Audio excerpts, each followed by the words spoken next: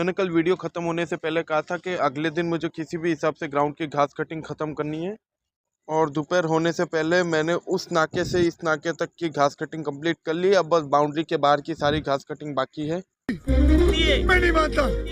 Ground का काम ख़त्म हो जाने के बाद मैं नेट में जाके थोड़ी देर बैटिंग की प्रैक्टिस करता हूँ।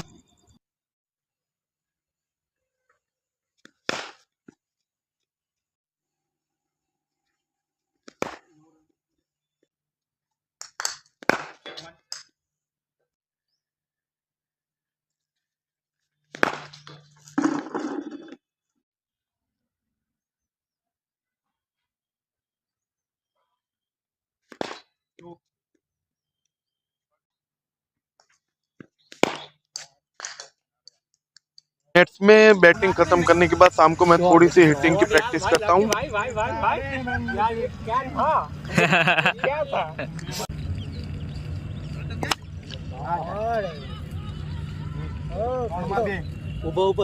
उभा जाऊ छक्का उभा जाए छक्का आगाड़ी वधी नहीं जाए